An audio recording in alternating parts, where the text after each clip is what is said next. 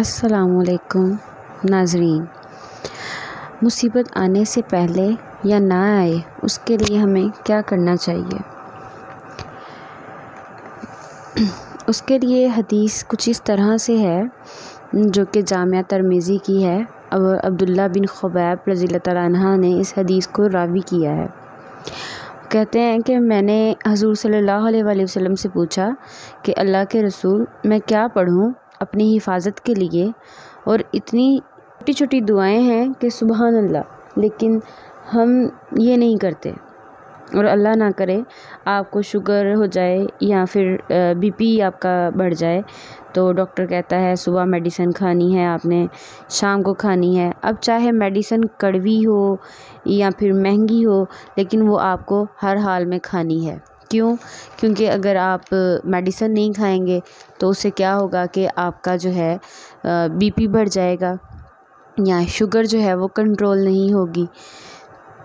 اور اگر یہی ہم کہیں کہ مصیبتیں اور آفتوں، بلائیں، پریشانیوں کو دور کرنا ہے تو کنٹرول کرنے کے لیے اذکار ہیں، جس کے لیے نہ پیسہ جائے گا اور بس آپ کو منہ ہلانا ہے تھوڑا سا، اور وہ نہیں ہم کرتے۔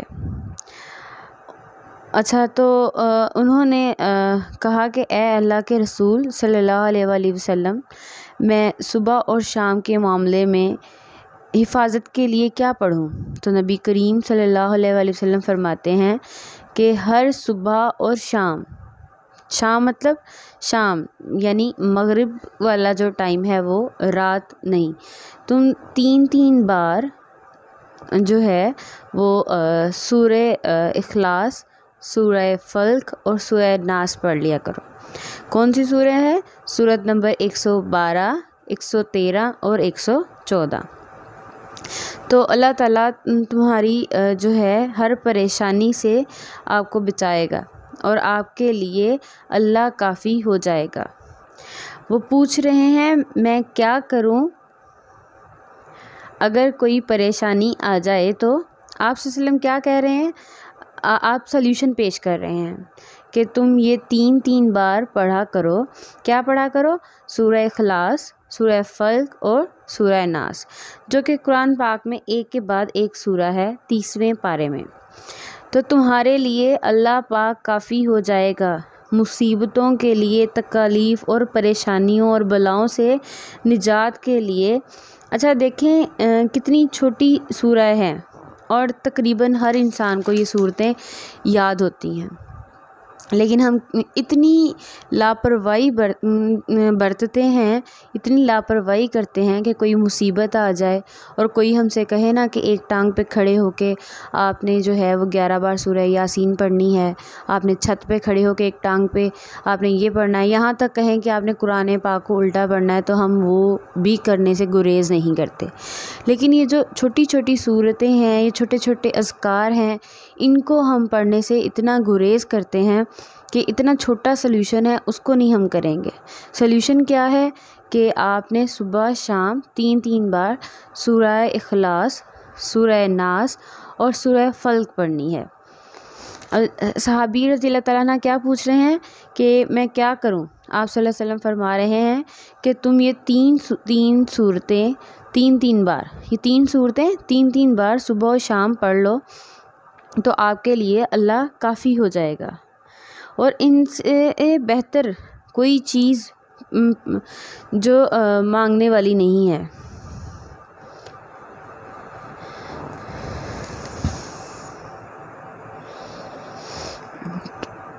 ان سے بہتر کوئی چیز پناہ مانگنے والی نہیں ہے، 2 صورتوں سے بہتر۔ یعنی ایک اور حدیث ہے حضور صلی اللہ علیہ وآلہ وسلم کی کہ یہ جو 2 صورتیں ہیں سورہ ناس اور سورہ فلق، جو 2 صورتیں ہیں سورہ ناس اور سورہ فلق، ان سے بہتر کوئی چیز نہیں ہے اللہ تعالیٰ سے کسی بھی چیز کے معاملے میں پناہ مانگنے کے لیے۔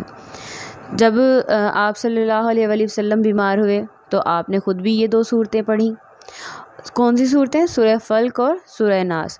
اور جب آپ صلی اللہ علیہ وآلہ وسلم خود نہ پڑھ سکے تو آپ نے اپنی زوجہ حضرت عائشہ رضی اللہ تعالیٰ عنہ سے کہا کہ ان 2 صورتوں کو پڑھ کے میرے اوپر دم کر دو۔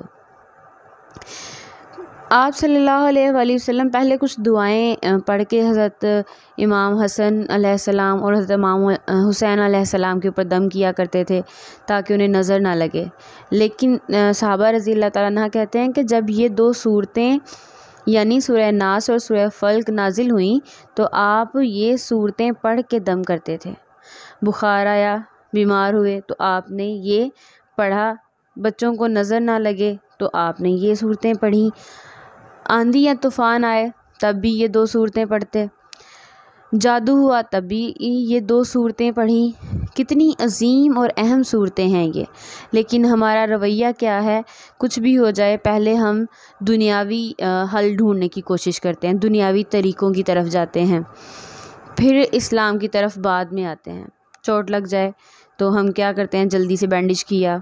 بخار ہو گیا، جلدی سے جو ہے تھرمامیٹر لے کے آتے ہیں. لیکن جیسے ہی چوٹ لگے تو اسلام میں کیا ہے کہ آپ اس کے اوپر ہاتھ رکھیں اور 3 بار بسم اللہ پڑھیں. تو ہماری چھوٹے چھوٹے مسئلوں کے لیے بہت ہی زیادہ عمدہ اذکار موجود ہیں اسلام میں. اللہ پاک کی ذات سے ہمیں اپنی ہر امید جو ہے اللہ پاک کی ذات سے رکھنی چاہیے. اپنا اور اپنے پیاروں کا بہت سارا خیال رکھیں. جزاک اللہ.